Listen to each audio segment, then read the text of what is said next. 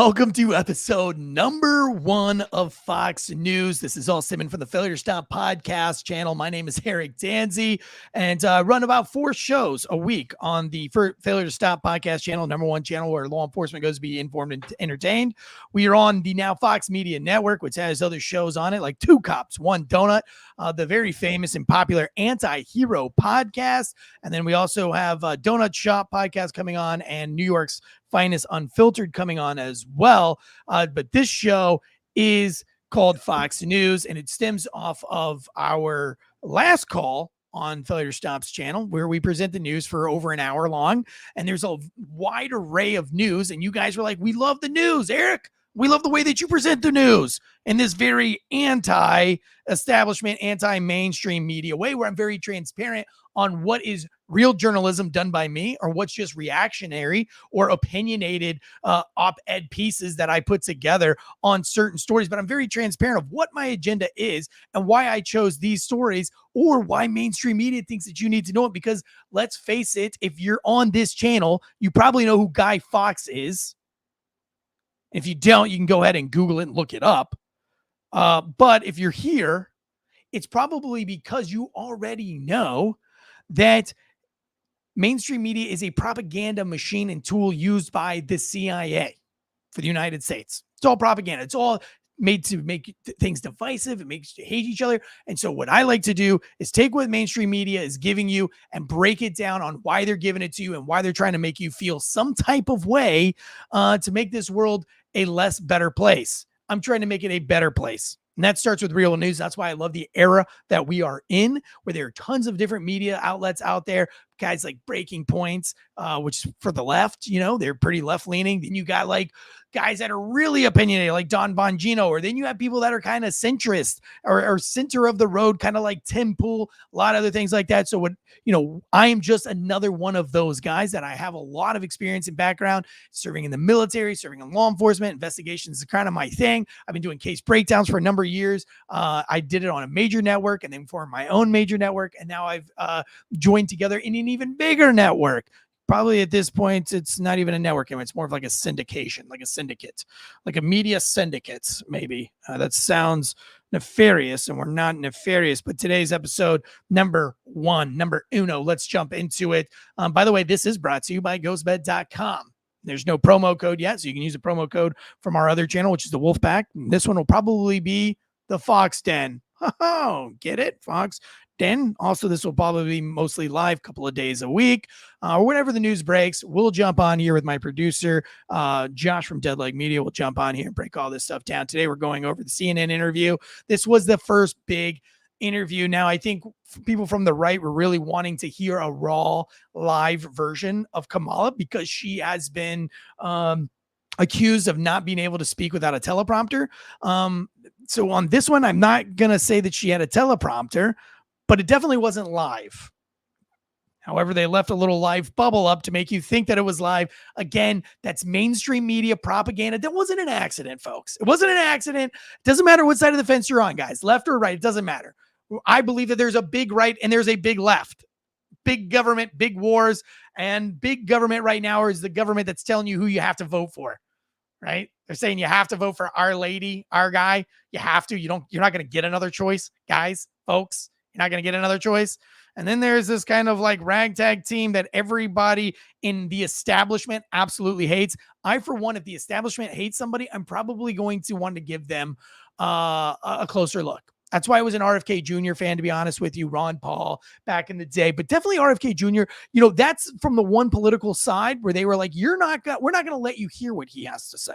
We're not going to give you that option. Very strange. That was way before Joe Biden decided to get, extra senile and they had to book him out. For all of that, they still wouldn't give RFK Jr. any platform. Actually, they took him away from YouTube, Twitter in its day. They wouldn't give him a platform. They wouldn't interview him on CNN. They wouldn't let you hear a potential candidate on that side of the fence, which was very strange. And now you have these guys on this other side. You've got the Trump, the RFK, you've got the Tulsi Gabbard. All of these folks, remember, Tulsi Gabbard was left at one time. RFK Jr. obviously left at one time. And now they're siding on what people would say the right side or the Republican side. I'm going to go ahead and start to say on this show, on Fox News, Fox Media, Eric Tansey believes in a big government. And then there's these guys that are not big government, and the big government guys and the big media and the big news and the big warlords, they all want this guy gone. I don't know the reason why yet. Frankly, I don't know. Maybe it's because the industrial military complex, maybe he wants that to go. I don't know. We'll learn it. We're going to learn together. We're going to figure it out together. But what I will tell you is that this interview is very important. And I think whether you're on the right or the left, you should always listen to your adversary or the person that you're going to vote for. That's what makes sense. You should listen to them. You can't make an educated vote. You can't have an educated opinion on what side you align on politically if you haven't even heard the people speak. And so unlike other media outlets, today I'm going to play the main clips from the CNN interview with Kamala and Waltz. I'm going to play it, and I'm not going to interrupt. And these are like 2 to 5 minute clips each. And I'm not going to interrupt because I want you, while they're speaking, to formulate your own opinion and not what I'm telling you to think. I want you to think for yourself. I'm going to tell you what I think. I promise you guys, I'm going to tell you what I think. But I'm not going to force you to think. And I want you to disagree with me or push back. And I want to have questions. And listen, I'll be transparent. We're going to go into it here in a second. And I'll show you how transparent I am versus what a politician would say. I'm not a politician. I'm not trying to run for anything, folks. I'm literally trying. This all started with me trying to inform law enforcement officers and other first responders who live under a rock who don't do politics. I don't do politics. You don't do politics because you're too lazy to fucking do it. So I break it down Big Bird to Cookie Monster style for you and at least give you something to think about and do extra research and do your own research. But at least you know something that's going on in the world. So you have something else to talk about other than dead babies and domestic violence, something other than the job to talk about. Jeez, Pete. So I think this is important. You should listen to what this woman has to say, whether you're voting for her or you're voting against her. You should listen to what she said. And then we should analyze it. We should critically think about what she said. So although this wasn't live, and I guess in this edited version, there is no live bubble above it. Thank God they got rid of that. But that, again, I don't think that was an accident. You tell me in the little chats that we got going on. By the way, this one is not live today. It's not live because it's a brand new YouTube channel. You have to have a YouTube channel with so much content on it before they'll let you go live. But I will have a premiere comment section so we can.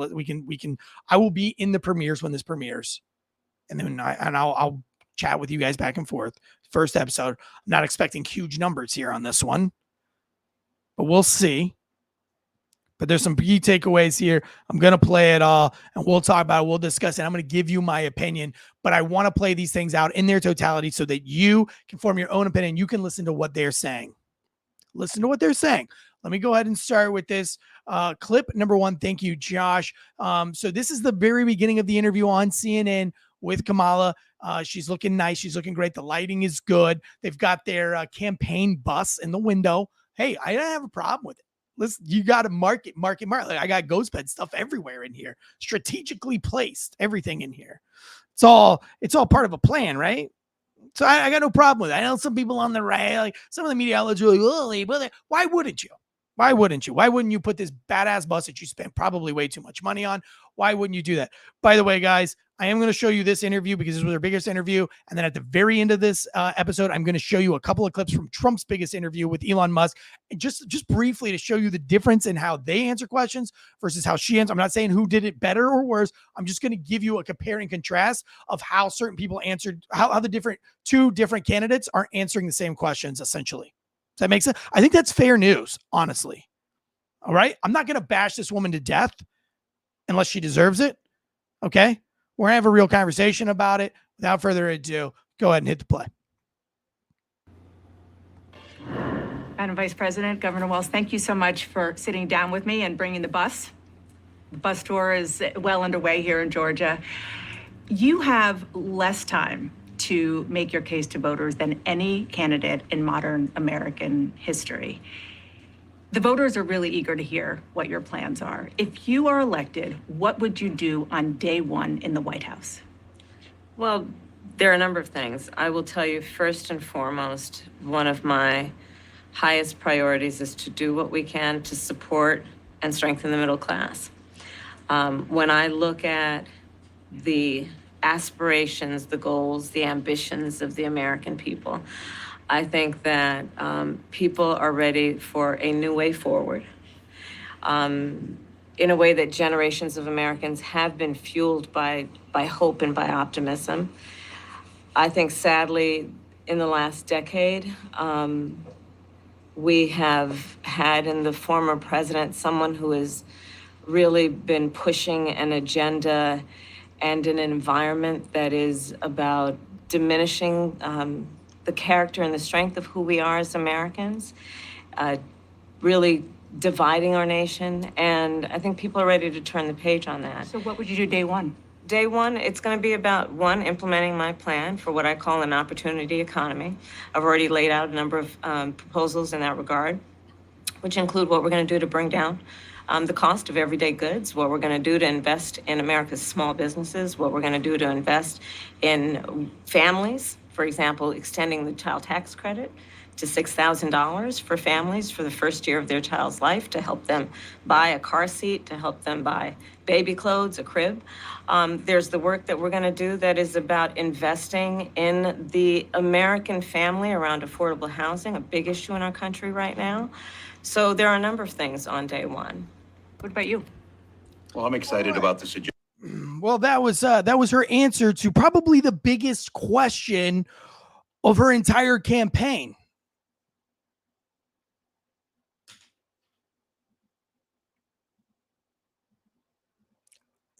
Sorry about that. My mic muted itself. Not sure how that happened. This is the biggest question she's had. This is the biggest question she will have in the last, she's got like less than 70 days, is what are you going to do day one? So here's my takeaway on that. Yeah. If you said, Eric, what is your plan to build the biggest media network for first responders and veterans to be informed and entertained? Where are you going to do that? Well, I'm going to get the most followers on all social media platforms. And I'm going to have we're going to make sure that we have all of the listeners, and we're going to get all the departments to listen to what we have to say on our media company. And we're just going to have banger numbers. Josh, you're a producer. What would you say to that? If I pitched that to you, what would you say? What would your answer be? That's more to the plan than we're going to do. I've already laid some things out. Like she's got a non-answer. We listened to her talk for almost 2 minutes, and she didn't lay out one policy. She didn't lay out, hey, this is what I'm going to do on day one. There was no answer to that. She ragged on for a minute and a half, and the person asking the questions had to re-ask it. Immediately went to Trump too. Like, of course, we had to throw in the Trump bashing thing, which I think was in poor form there, because going back to what I said here about how I would grow this network, that is not of substance. If I tell you, if I'm pitching you a show and I say we're going to have the most viewers and the most numbers in all law enforcement to build the largest law enforcement YouTube podcast network to inform and entertain first responders, that's my goal. Like you would say, if I was pitching that to you, you would say, well, how are you going to get that many numbers? Oh, we're just going to have we're going to have the biggest Instagram following and the biggest YouTube following. You would still be like, how? Now, if I pitched it to you and I said, listen, we're going to do this because we're going to have high-end cameras. We're going to have the best lights that we can get. We're going to get really nice microphones, and we're going to hire producers and fact checkers. And we're going to get like the things that we've done over the course of 4 years that has been supported by all of our sponsors like GoSped and Factor Meals and all those other sponsors that have kept the whole network going for the number of years that we've been doing it for nearly almost 4 years now. I have to give them some kind of way of how I'm going to accomplish getting viewership and getting listenership. And I'm going to keep growing that. And by doing live shows across the country, doing live comedy shows like we have on October 18th in Orlando, humble plug there, Shell Shock, go look it up. We had the Shell Shock event in Orlando, but you gotta have some substance behind what you're gonna do. You can't just say that on day, when you're asked what you're gonna do on day one, you can't just talk about some like grandiose things without giving somebody how they're going to do it. Does that make sense? And then to just give some kind of grandiose plan, like Kamala has just laid out before you, and then to immediately start bashing your opponent, which that's important because later on in this interview, she talks about how we should not be bashing our political opponents. Now we have to have a run on something besides that. But here in the first less than 5 minutes, she's already bashed Donald Trump, and she's given us no direction on what her policy is or how she's going to fix things. Go back, play that first part one more time. Hang on, I'm going to bring it back up for me.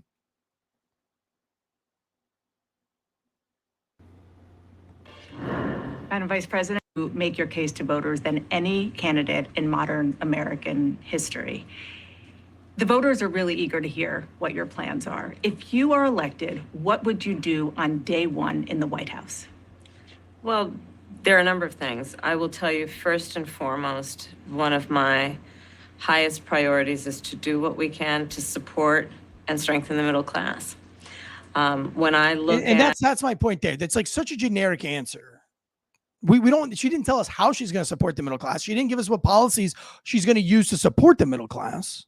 That's just my opinion. I don't feel like there was much substance in that question. I don't know. Let's go on to the next one. Hit up Cam 2.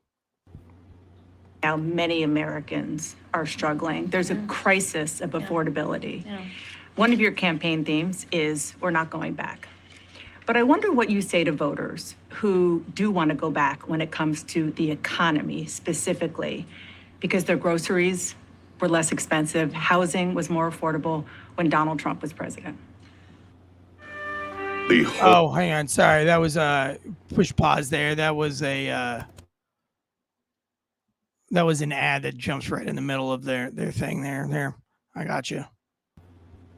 Fix that for me, Well, let's Josh. start with the fact that when Joe Biden and I came in office, during the height of a pandemic, we saw over 10 million jobs were lost. People, I mean, literally, we were all tracking the numbers. Hundreds of people a day were dying because of COVID. The economy had crashed. In large part, all of that because of mismanagement by Donald Trump of that crisis. When we came in, our highest priority was to do what we could to rescue America. And today, we know that we have inflation at under 3%. A lot of our policies have led to the reality that America recovered faster than any wealthy nation around the world. But you are right. Prices, in particular for groceries, are still too high. The American people know it, I know it. Which is why my agenda includes what we need to do to bring down the price of groceries. For example, dealing with an issue like price gouging. What we need to do to extend the child tax credit to help young families be able to take care of their children in their most formative years. What we need to do to bring down the cost of housing.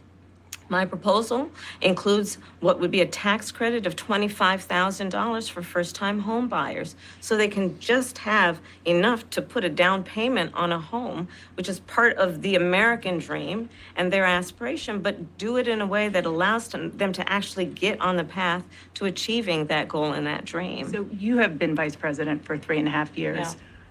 The steps that you're talking about now, why haven't you done them already?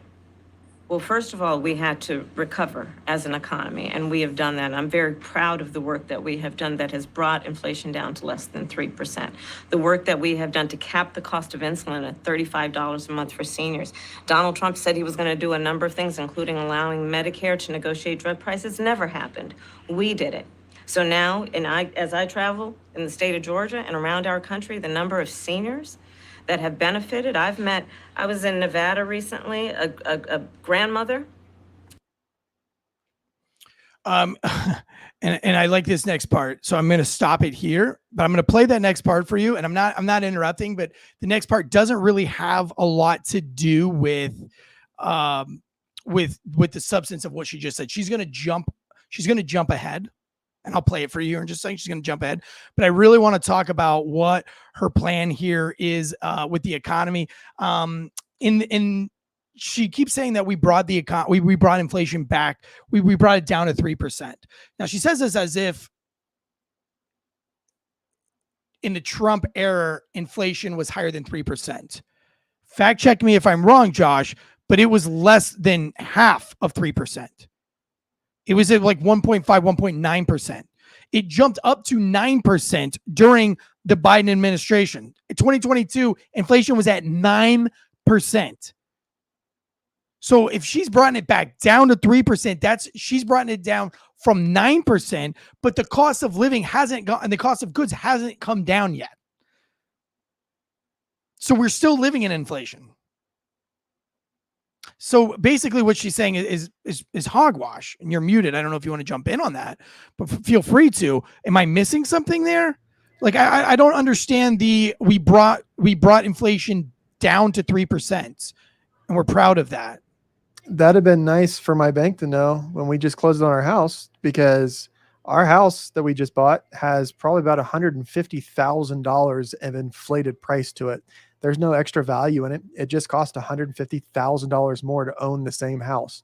Not only that, the one thing that she wants to propose is the unrealistic or unrealized gains tax.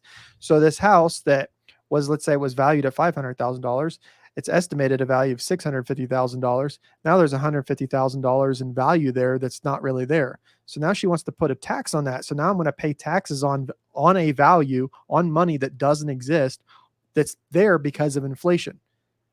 She wants to help the middle class. She is doing the exact opposite. She's doing whatever she can do to cripple the middle class. Not only that, talking about the insulin prices, that has been debunked over and over again. And the fact that they just keep touting these lies and going around like it's a fact. If you say a lie long enough, it becomes fact, but this has been debunked over and over again with the insulin. It's just pathetic that this is what, not only is it not live, they present it as live, it's edited. There was estimates anywhere between 28 to 48 minutes of footage that was there. Only 16 to 18 minutes was released. It's ridiculous to think that this lady potentially could be the next president, when just 4 or 5 weeks ago, she was the worst vice president in the history of this country. I think what's also incredible, or at least interesting about this whole interview, is that all the things that she's saying in this interview are the things that she's been running on as a campaign and saying the same things over and over again. So she's not bringing anything new to the table. She's not giving us that wow that everybody kind of was expecting, but she's saying things that you want to hear. But there's not, like, if you really listen to it and you really want to have a policy to talk to your friends, right? Like, so if you wanted to go back and somebody says, well, why are you voting for Kamala Harris, Eric? Well, because she's going to save the middle class. How is she going to save the middle class? She didn't give you any answers to any of the questions that are embarrassing lefties on social media and all that. Because listen, they're trying to get ahead of that right now. That's a big deal. There's a lot of these guys going around and interviewing people on social media and asking them.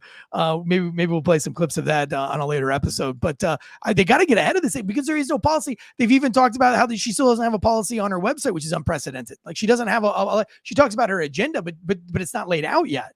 And I get it. She hasn't had a lot of time to prepare for this.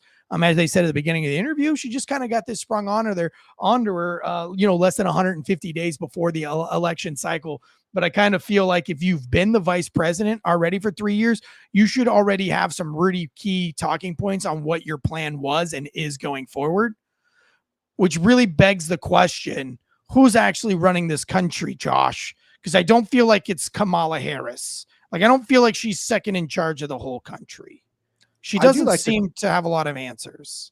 I do like the question of, okay, so you've been vice president for the last 3 years. Why haven't you done any of that in the last 3 years?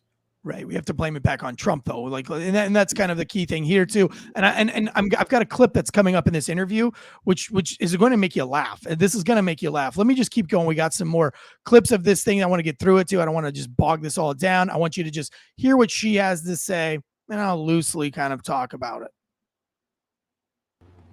Governor Walz, the country is just starting to get to know you. I want to ask you a question about how you've described your service in the National Guard. You said that you carried weapons in war, but you have never deployed actually in a war zone. A campaign official said that you misspoke. Did you? Well, first of all, I'm incredibly proud. I've done 24 years of wearing the uniform of this country. Equally proud of my service in a public school classroom, whether it's Congress or the governor. My record speaks for itself, but I think people are coming to get to know me. I speak like they do. I speak candidly. I wear my emotions on my sleeves, and I speak especially passionately about our children being shot in schools and around guns. So I think people know me. They know who I am. They know where my heart is. And again, my record has been out there for over 40 years to speak for itself. And the idea that you said that you were in war. Yeah. Did you misspeak, as the campaign has said? Yeah, I said we were talking about, in this case, this was after a school shooting, the ideas of carrying these weapons of war. And my wife, the English teacher, told me my grammar's not always correct. But again, if it's not this, it's an attack on my children for showing love for me, or it's an attack on my dog. I'm not going to do that. And the one thing I'll never do is I'll never demean another member's service in any way. I never have, and I never will. I just, one other question, because again, this is all new. Yeah. I mean, this was not, however many days ago, this was not on either of your bingo cards, especially yours. You had to clarify that you had said that you and your wife used IVF, but it turned out you used a different kind of fertility in order to have children. And then when you ran for Congress in 2006, your campaign repeatedly made false statements about a 1995 arrest for drunk and reckless driving. What do you say to voters who aren't sure whether they can take you at your word? Well, I've been very public. I think they can see my students come out, former folks I've served with, and they vouch for me. I certainly own my mistakes when I make them. The one thing I'll tell you is I wished in this country wouldn't have to do this. I spoke about our infertility issues because it's hell, and families know this. And I spoke about the treatments that were available to us that had those beautiful children there. That's quite a contrast in folks that are trying to take those rights away from us. And so I think people know who I am. They know that record. They've seen that. I've taught thousands of students. I've been out there. And I won't apologize for speaking passionately, whether it's guns in schools or protecting of reproductive rights. The contrast could not be clearer between what we're running against. The vice president's position on this has been clear. And I think most Americans get it if you've been through that. I don't think they're cutting hairs on IVF or IUI. I think what they're cutting hairs on is an abortion ban and the ability to be able to deny families the chance to have a beautiful child. Whoa. So there's a lot to uncover there. I wanted you to hear the whole thing. Am I muted or am I good? Nope, you're good. Okay. Again, first episode, guys, working out some kinks here. Not going to lie, I'll be transparent about that. We've got our problems here too. It's not just the left or the right or politicians. We all have our problems. Let me break this down. I wanted to let him speak. Again, it's hard to interrupt. He says that his record speaks for himself. Right? You know my record. And he's going to say this in the next question. He only gets a couple of questions. By the way, guys, this whole interview was like 18 minutes long. CNN will have you believe it was 27 minutes long, but really of actual interview of Harris and Waltz talking, we're talking like 18 minutes worth. So I'm not like skipping out a whole bunch of stuff here, guys. Like I'm not picking and choosing. I'm playing this in order. I'm just kind of taking out like the in-between, the swooshes and the whooshes and those kinds of things like that. But you can go back and watch this. It's only 18 minutes of your life. Seriously, 27 minutes of your life. Go back and watch it if you want to. But he says repeatedly, my record speaks for itself. Well, here's your time. This is your platform. We already know that nobody knows who you are. She even started out with like, we're all just getting to know you. And so far doesn't seem very good because you seem to lie a lot. That's what she's alluding to, by the way. I think Dana's doing a great job in this interview, even though she's from CNN. This is a friendly interview. They're not going to push these guys too hard. But you know, she does have that kind of demeanor. The demure is what the new word of the day is, where she's like, yeah, we're all just kind of getting to know you, but you're kind of saying a lot of lies that are basically lies. Like, what's your excuse for this? And then he says that, well, you know me, you know my track record. No, we don't know you. I don't know you, brother. North Carolinians, we don't know you. So help us know you. Tell us what your record is. I don't know. Don't just say like, you know my track record.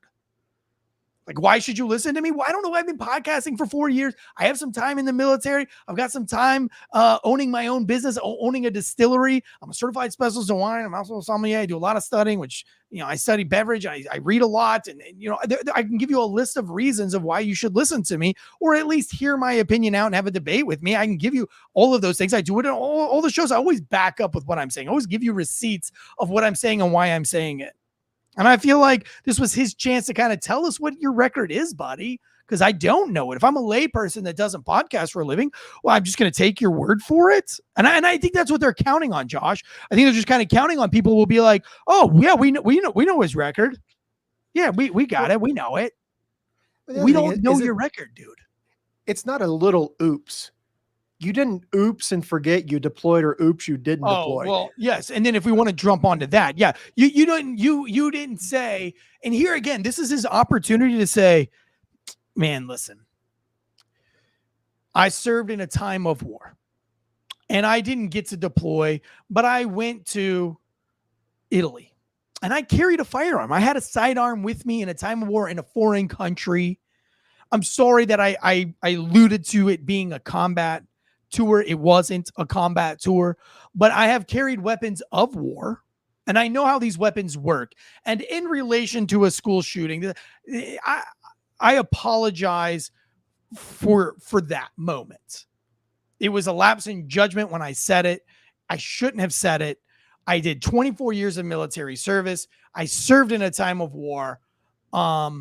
But he can't say those things, Josh. You know why he can't say that? Because he doesn't have the receipts. Well, he doesn't have the receipts. And when it came time for him to have the opportunity to go to war, he backed out of it. Yep. And then he says that I would never talk bad about somebody else's military career. Well, yes, you would if they were lying about it for political or financial gain, which is that stolen valor law, that Stolen Valor Act. Listen, I am a combat veteran. I'm a combat disabled veteran. Truthfully, more than 70% disabled veteran, combat related disabilities. So I can say that and I can back it up with receipts, but I will demean somebody else who says that they were a combat and that they carried combat weapons in combat and they didn't serve any combat. I don't care if you did 24 years faithfully. You can't lie about that one thing. Now, if I do all of this and then I tell you I served as a combat veteran as a Navy SEAL, well, I would expect, Josh, that you would bash me and you would shame me for claiming to be a Navy SEAL when I know I was not a Navy SEAL. Now, does it take away that I was a combat veteran? No, I still am a combat veteran, but I lied to you about being a Navy SEAL, which is stolen valor. That's stolen valor. It doesn't matter that you were a sergeant major or that you did 24 years. If you lie about your service for political or financial gain, that is stolen valor, sir. And so you weren't speaking passionately off you. Stop trying to act like you're one of us, because you're not. You're absolutely a politician, which is how you got to the rank of sergeant major to begin with in the National Guard, because you politicked your way to the top. And then, like a true politician in true political fashion, when it came time for you to go to war, tippy-toed right back out of it because you're a... Anyway. He then blames it on his grammar. I misspoke. My wife talks about me and my grammar all the time. But then he goes later on in that same paragraph to say, I taught thousands of kids. I spoke in Congress and as a governor. I've been teaching thousands of kids. He taught kids in China. But he admittedly here says, like, I taught thousands of kids. So you blame it on your bad grammar, but then you're telling us that you taught English in China and that you've taught thousands of students. And that so it's like, which one are you? Are you like a solid teacher? Or do you have bad grammar? That was very confusing to me too. And again, he says, like, we have people that can vouch for us. Well, who are those people? See, like, I'm a good podcaster and I've been podcasting a long time because I podcasted for the Drinking Bros Podcast Network. It's a big bad. I podcasted with a host, Mike the Cop, who had over 500,000 YouTube subscribers. Mike the Cop. I podcasted with Anti-Hero Podcast, who has hundreds of thousands of followers and viewers and like, listen, I got like 1 million listens in less than a couple of months, but I have receipts on people that can back me up. I can name you names. I served in the Raleigh Police Department. I was Officer of the Year under Chief Deck Brown. You can go and talk to my FTO and training officer about what kind of, his name was Officer Santana. You can ask him what kind of a cop I was. I will bring you names, but he doesn't do that. He just says, I have military guys that they'll vouch for me. My students will vouch for me, but I haven't seen any military guys vouching for him. None of merit. I haven't seen any of his so-called enlisted men come out and talk about the good things that he's done. Have you?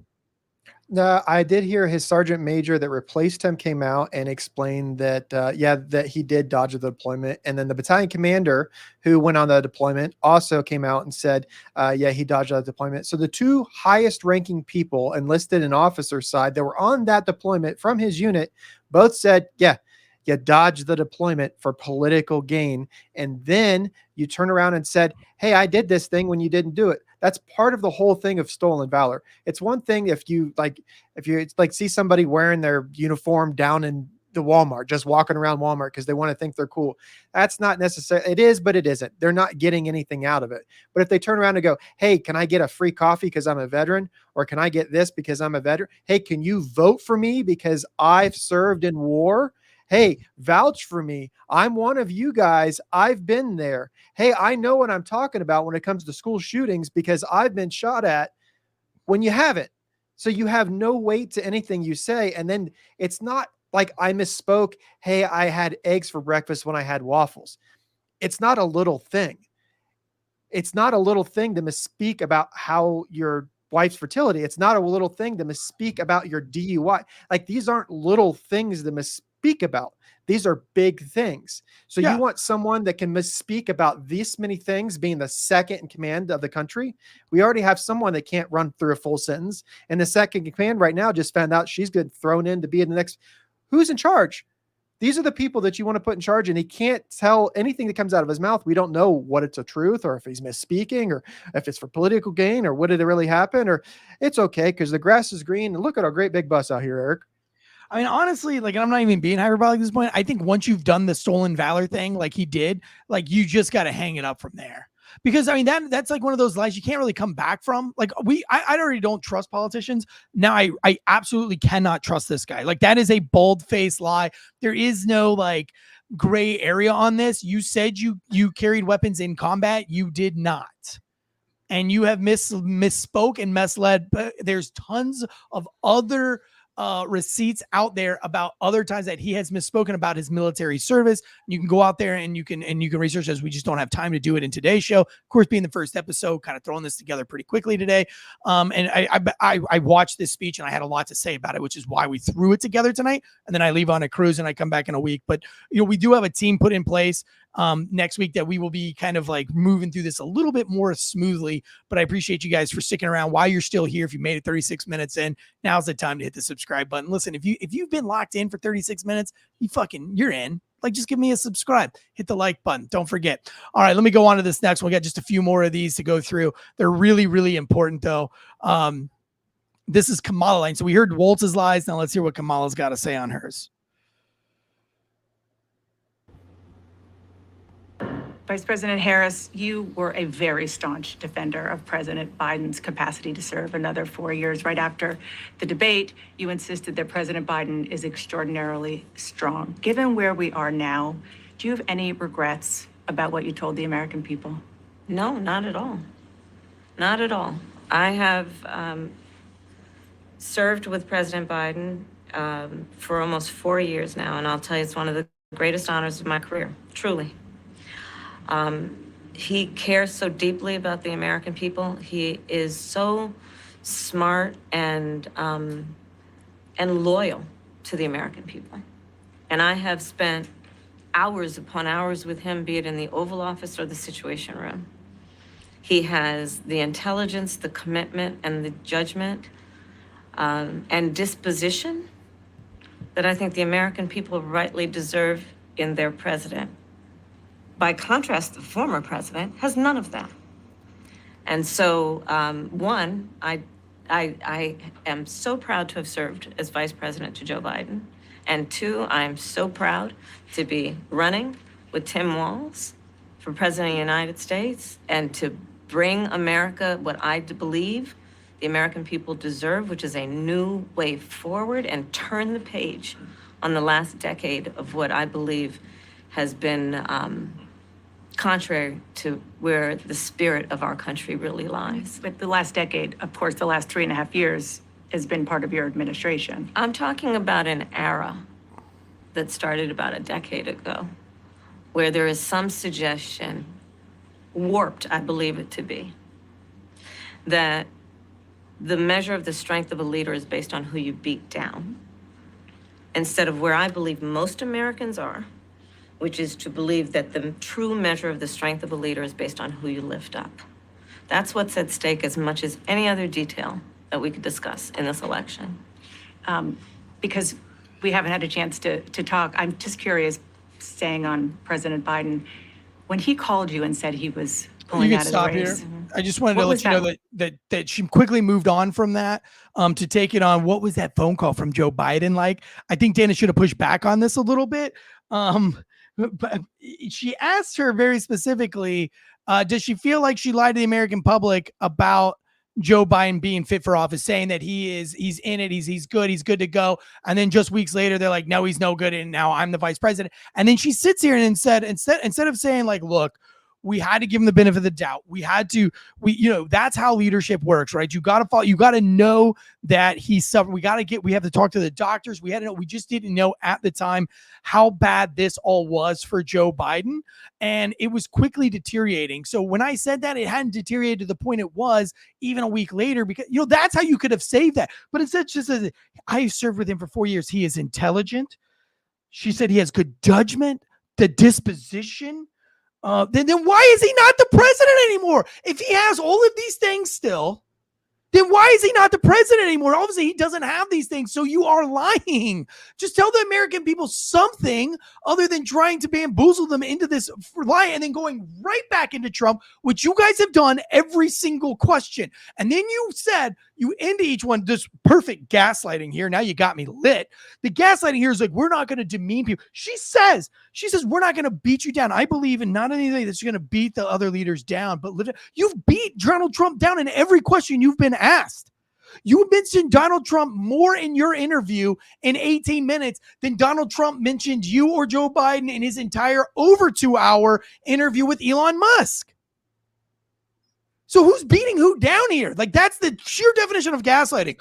We're not beating anybody down. Why you're physically beating them down after every question that you're asked? Josh, am I crazy here? Or is that what you hear after every single, even Waltz in his last question that we just played went back and talked about, the past era, we're just not going to go back down that road. And, this other, they just don't, it's not about IVU. It's not about infertilization. It's about want to get around. Like, you're literally just bashing your political rival and opponent by also not speaking truth, because we just saw what Trump's stance is on abortion, which has a lot of people on the right really pissed off. Like, not the right, but your far right conservative, church conservatives are really upset because he's literally talking about giving abortion rights back to the states. It's definitely this weird kind of stance. It's almost one of these stances. It's like, which could be articulated as, and he articulates as it. Sometimes you got to do what's best for the country as a whole.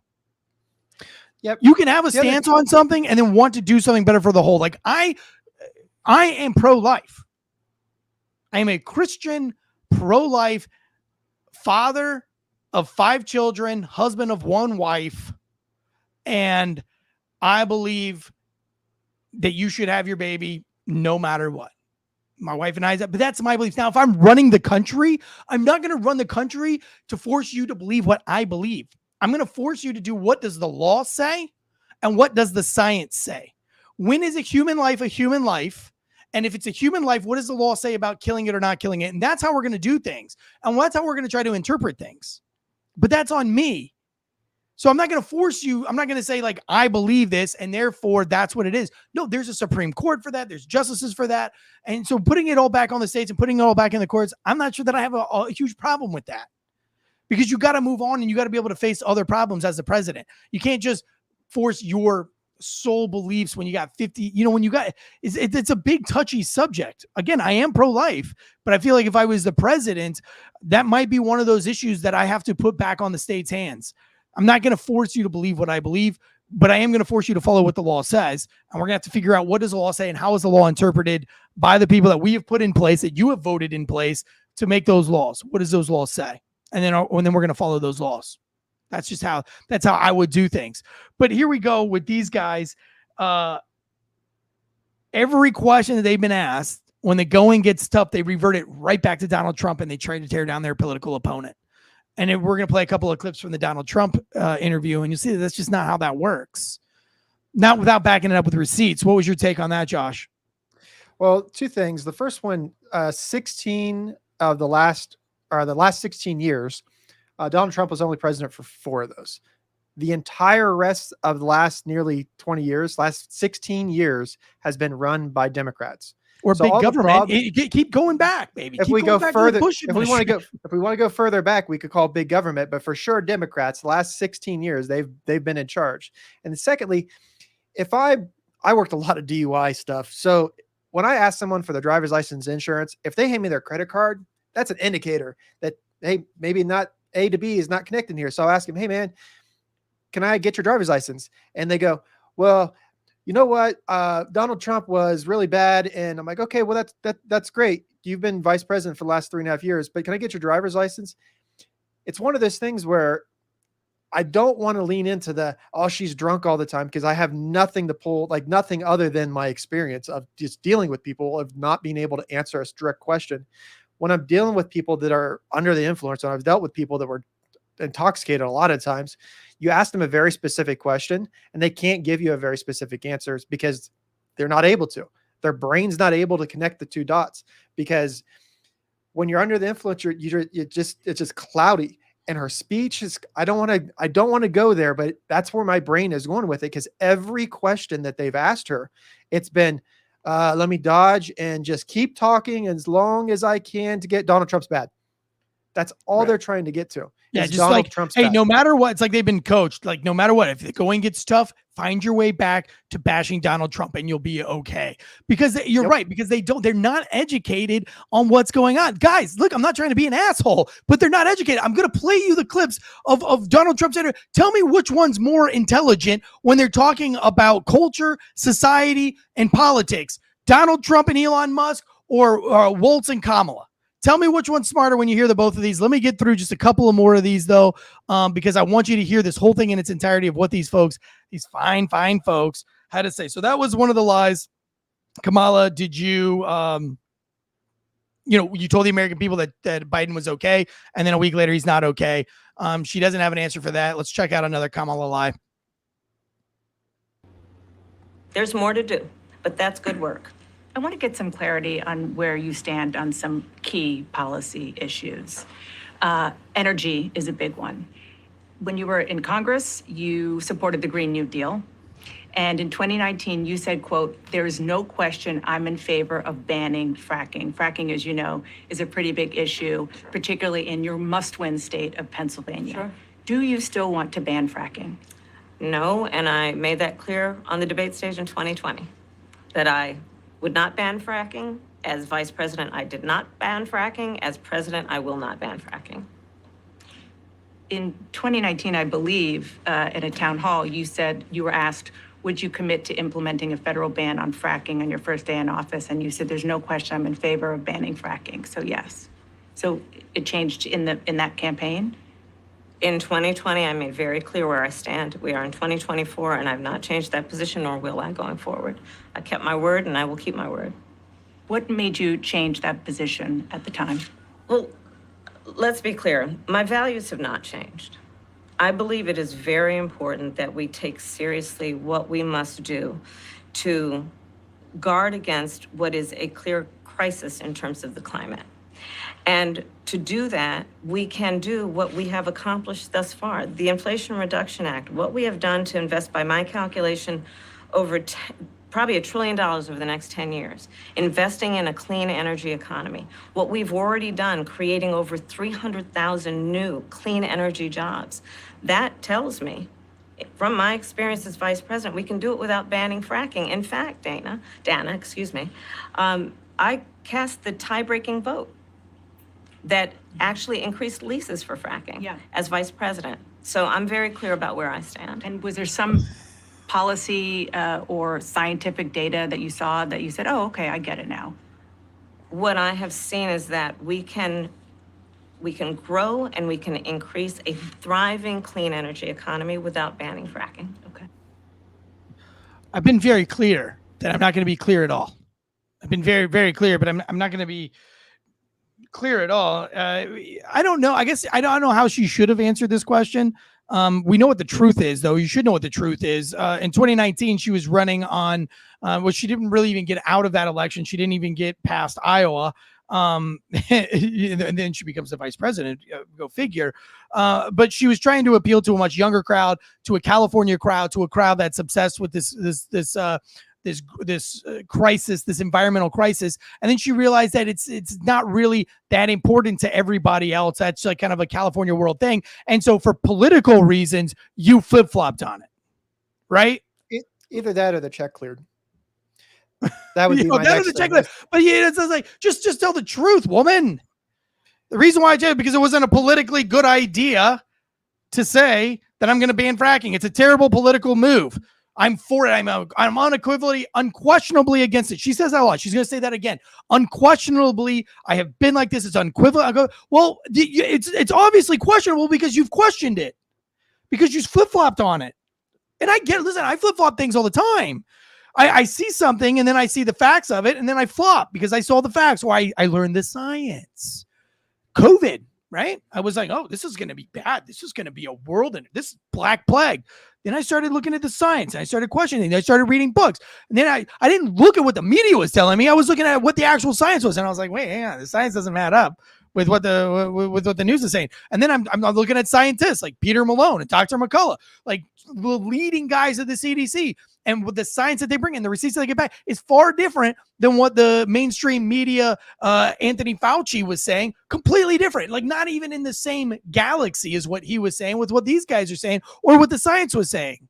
Right. And so I flip-flop and I was like, well, maybe this isn't going to be that big of a deal. And it's not really a global ender. And, it's just something we got to get through. And it definitely looks like it came out of a Chinese lab. A lot of evidence here, guys. A lot of evidence, a lot of receipts. This is coming from China. Again, mainstream media telling you it's not, telling you all these lies. Can we go to the Hunter Biden laptop and do all that stuff? Like, there's a lot of evidence. I listened to the interview with the guy. It doesn't sound like a guy that's lying to me. Doesn't seem like he has a really motive to lie. You haven't presented a motive to lie. Why is the FBI seizing something if it's not really his? Yada, yada, yada. Like the evidence as an investigator, like showed that this was real and that this was something at least worth talking about, whereas the media is saying this isn't real and it's not worth talking about, which is why we have this show, Fox Media.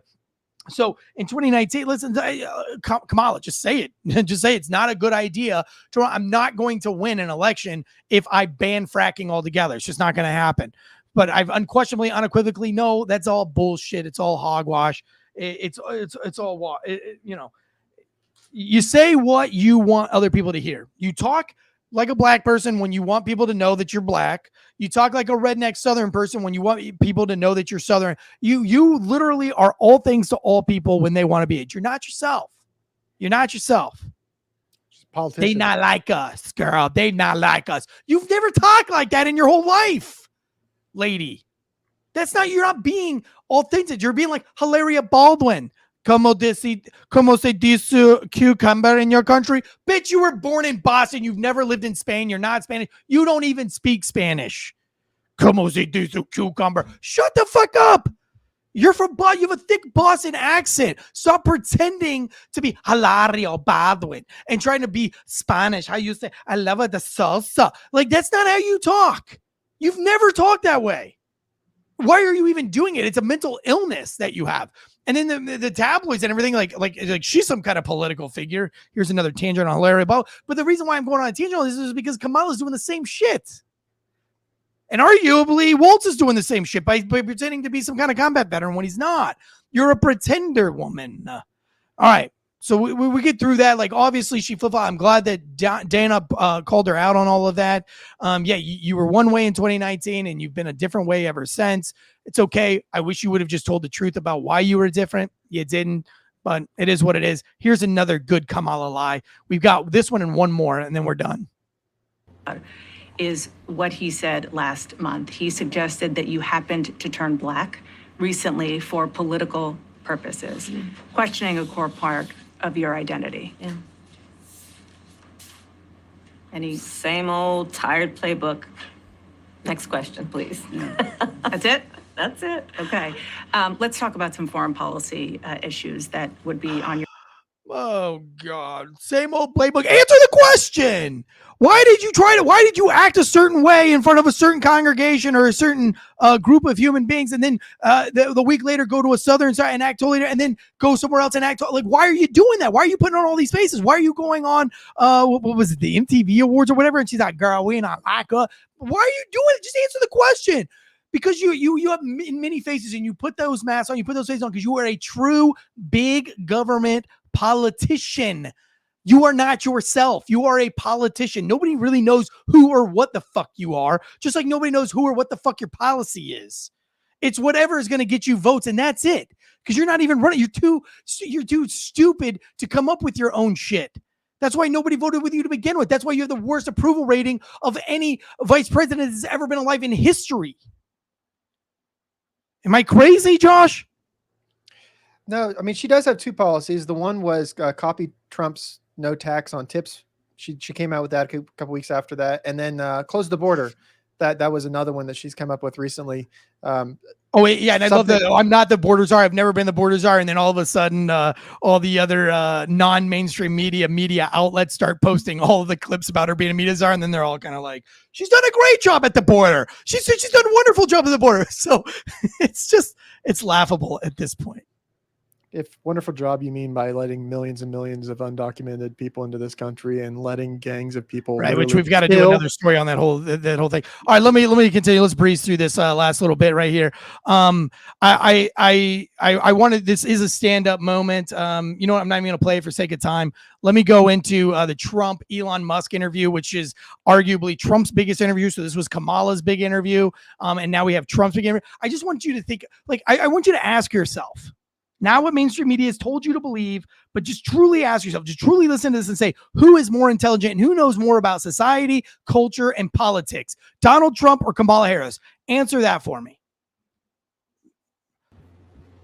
Nope, I hit the wrong one. Give me 1 second. Man, that was a anticlimactic moment that was supposed to be climactic. Here we go. People try to make it sound complicated, but it's not. But inflation is caused by government overspending.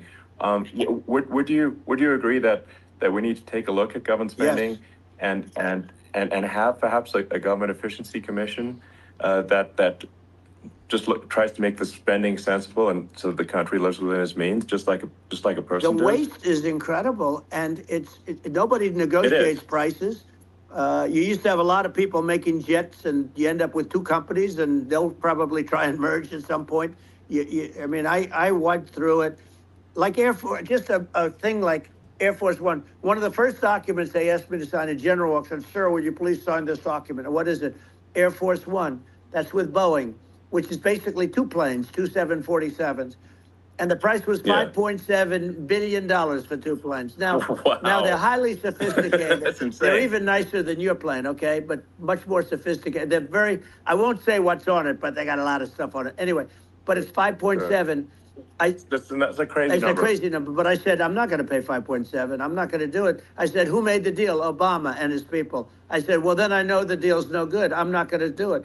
And over a course of about 4 weeks, by my saying I'm not going to do it, I got the price reduced by $1.6 billion for the exact same plane, other than we had a nicer paint job, if you want to know the truth. But for the exact same plane, I saved one. And I said to Boeing, man, you guys must make a lot of money if you can reduce the price by that. But now what I do hear is that they're going back to the Biden administration and wanting big cost overruns, because they see these dopey suckers in there, and they'll end up getting some of the money back. But I shaved it by $1.6 billion for the exact same plane. And so here we go. Again, like, this is the difference between when he speaks and then bashes them, right? Because they don't like that. Oh, you calling me dopey. But he's backing it up with receipts of why you're dopey. Like, that's a dopey thing. Like, you just signed for a $5.6 billion with a B, as in bitch, as in Hillary Clinton is a beautiful, oh my gosh, billion with a B. Billion, $5.4 billion. And he brought the price down by $1.4 billion. That's a big moment. That is what I want to see in leadership. That's giving me receipts on things that you have personally done. And it's a great example of how much other government overspending, if that overspending on just an airplane was overspending by $1.4 billion, what other things are we overspending on? So again, that's the difference here. Let me give you another example. And you just tell me, guys, who do you think is smarter, or who do you think comes across smarter, Donald Trump and Elon Musk, or Waltz and Kamala Harris? Not that Elon Musk is running with Trump or anything like that, but you get what I'm saying here. Here we go. So really, we need to have we need to reduce our government spending, and we need to re-examine. I think we need like a government efficiency commission to say, like, hey, where are we spending money that's sensible? Where is it not sensible? Right. And we need to live within our means. We're currently adding, I think, $1 trillion to the deficit roughly every 100 days. That's right. And the interest payments on the national debt have now exceeded the defense budget. It's on the order of $1 trillion. It's interest. And it keeps I growing. rebuilt our military, largely rebuilt our military, did a great job on it, which was so important. You know, we had jets, we had fighters that were, and bombers that were 70 years old. And we did a great job in that. Then we, by the way, then we gave 85 billion of it back to Afghanistan, if you can believe it. We gave them 85 billion. You know, they're one of the largest sellers of military equipment in the world. They're selling what we gave them. That was one of the most embarrassing days in the history of our country.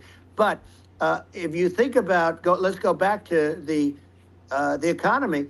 We have to bring energy prices down. Energy started at the price of gasoline. Now, your cars don't require too much gasoline, so you know you have a good, and you do make a great product. I have to say, I have to be honest with you. That doesn't mean everybody should have an electric car, but these are minor details. But your product is incredible. But the gasoline, Elon, is the cost of energy. Not only gasoline, it's the cost of heating your house and cooling your house. That has to come down. It's gone up 100%, 150, and 200%, and that has to come down. When that comes down, and we're going to drill, baby, drill. You know, they stopped drilling, and then they went back to drilling because they went back to the Trump policy. But if they won the day after they get into office, this country will go out of business because they're going to go to an energy policy that's not sustainable. Wind and different things. You're not going to have anything. Yeah. And I know you're a big fan of the AI, and I have to say that AI, and this is shocking to me, but AI requires twice the energy that the country already produces for everything. So you're going to have to build. We're going to have to build a lot of energy if our country will be competitive with China, because that's our primary competitor for this on the AI. So you see how much you learn. Really. How much we're learning and how much we're getting from this interview with Donald Trump and Elon Musk. We're learning a lot. By the way, what he was trying to say there with the military spending was that he got rid of a lot of old military stuff, got rid of the outdated stuff that we were spending money on, storing it, repairing it, and fixing it. And he saves all this money only to have the next administration come on and send, what did he say, 80 million? Whatever it was, 89 billion. 89 billion back to Afghanistan and do all these things. So what he's saying is like he's cutting government spending, and then they're taking the money that he's cutting for Americans, right? So that we're not going to have inflation, so that we have more money back in our markets. And then he gives it over to another country, which we haven't even gotten into how much money that they've sent to Ukraine and all these other things. Let me play this one. This is the last clip of the night. Let me play this one just to well round it all off. This is number 3 here. You can go ahead and bring it up. It's right there. It says Trump 3. Go ahead. Head of a place called Argentina, and he's a big, Malay you know, Muslims. he's great, and he's a big MAGA fan. You know that he ran on MAGA, and he took it to an extreme too. He ran on MAGA, and I hear he's doing really a terrific job. It's called Make Argentina Great Again. It worked out perfectly. He came in, he bought a lot of hats, he brought everything, but he's doing a big job. He really cut. And I'm hearing they're starting to do pretty well. Inflation's getting down. You know, they had like 2,000%. And they had inflation like not normal inflation. They had the real deal. But we're going to have that pretty soon. I think we have the worst inflation we've had in 100 years. They say it's 48 years. I don't believe it. I think we have the worst. They don't include a lot of the items that should be included, you know. Yeah. Well, it's just from government overspending and not spending taxpayer money effectively, and having, you know, just like so many departments you can't even name them all, and what Malay is doing is, you know, he's cutting government spending, he's simplifying things, he's putting in regulations that make sense, and Argentina overnight is experiencing a giant improvement in prosperity. But it's also a lesson for the United States, which is that Argentina used to be one of the most prosperous countries in the world, in the 30s, 40s, and because of bad government policy, it ruined the country. And if you take Venezuela, for example, Venezuela should be incredibly prosperous. They have phenomenal reserves of everything, oil, everything, and it should be prosperous. But if the government's wrong, it impoverishes the people. And so I think we should not be complacent in the United States and thinking that and taking our prosperity for granted, because if with bad government policy, we can run the country into the ground.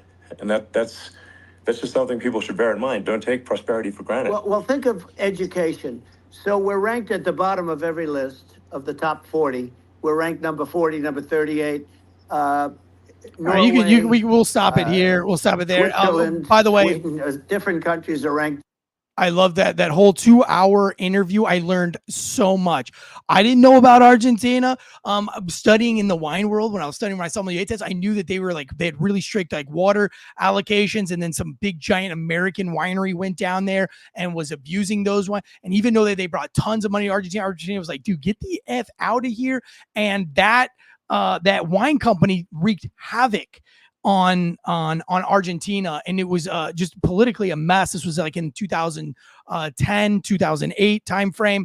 And so it took them a long time, and that was an American company going to Argentina. So, I knew a little bit about Argentina as far as like the wine aspect and wine and politics in Argentina. But, in that 2-hour, I learned more about like Argentina's new president that they got going over there, the voting stuff that happened. But you see in this interview that he has with Elon Musk, you're learning a lot about politics. You're learning about Air Force One. There's just so many things that we're going into because they truly know what they're talking about, and they know and understand what's going on. Now, you not like their conclusion, but at least they know what's going on. I got none of that from Waltz and Kamala. It's almost like they were just faking it to make it.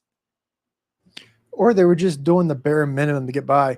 I would encourage anyone that's listening to go listen to the Elon interview, or go listen to the interview he did with Theo Vaughn, or the interview he did with... Theo Vaughn one was great. I mean, it's so personable and it's so raw. And you did just so many more Trump stories, and it's like you got to hear the guy out, but it's a lot more entertaining. And that's what I don't understand is like the guy is not that, he's pretty entertaining to listen to. He's got another interview with Dr. Phil. He did one with Sean Ryan. So he's doing hours with Dr. Phil. It was great. Yep.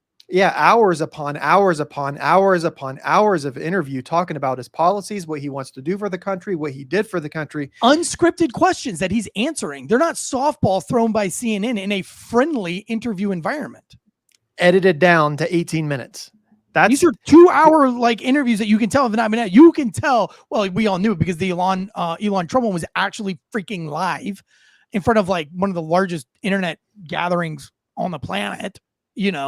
And it was really good. I mean, it dragged on. I mean, 2 hours is a long time, but if you're truly interested in politics and you're, listen, and if you're going to watch Fox News all day, why? I don't know.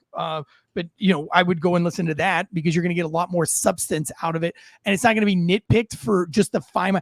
I hope that you guys don't feel that I nitpicked with the Kamala waltzing. I did not nitpick. I actually played you all the questions, all of them. That was it. That was all of them, guys. And you could go back and listen to the whole interview. I didn't it's crazy too, because you can't really nitpick 18 minutes. You can really nitpick 2 hours. You can nitpick an hour. An hour, you can really go through with a fine tooth comb and find a bunch of mistakes. I misspeak. I say stupid things. I say things that maybe I don't even mean half the time. In an hour is a long time to fill up radio waves, airwaves. It really is. It's not easy. Try it yourself. But 18 minutes, it's like I can't really nitpick because they're not really going to say anything crazy in 18 minutes. Well, they didn't really not if you're say a trained speaker, like, and they really didn't say anything in 18 minutes. They asked, 100%. Hey, can you clarify? Hey, we don't know who you are. You guys are brand new to this thing. You guys 4 or 5 weeks ago were nobodies. Essentially, you were the worst vice president in history, and you were trying to, lock your state down and in small businesses, and had the COVID police to call on people and stuff like that. So they asked the questions. They didn't get any answers. We don't know anything more about their policy, except we're not Donald Trump, except we'll copy some of his policy stuff because we'll never flip-flop on things. But affirmatively, I'm certain that this is something that I will never change until I need to in the future. Well, guys, I hope you enjoyed episode 1. This was a little bit different because it was a reaction to a very important moment in history, which is, the big first Kamala Waltz interview. Let us know what you guys take on. We're forming an Instagram page now. We're putting this on audio podcast as well. But what really helps you guys like and subscribe and drop a comment. drop a comment below. Help us out in the algorithm there, and let's see if we can get this thing going. But we don't really want to go for an hour on most of these shows. We want to do 13, 20 minutes, 30 minutes. But, when it's something like this, it's going to take a little bit more time and take a little more assets. But we want you guys to join the Fawkes Den, be a part of us, be a part of this family. And we're just going to bring you the news as we see it. Agenda free, really. Frankly, I don't really have an agenda here. I'm not trying to buy your vote. I'm not trying to sell you on anything. And I'm not trying to discredit him. I listen, like maybe you don't like my conclusions. That's okay. Maybe I'll get better at that too. Maybe I'll give less opinion pieces, but in this one, it was really hard for me not to intervene because it was so annoying to me, and it's my show. So if it's annoying to me, you're going to have to hear about it, but let me know. Maybe you disagree with how I got there. I'd like to know. Hit us up. From myself, from Josh, Deadleg producer, and the Fawkes Media Company. We'll see you guys probably next week.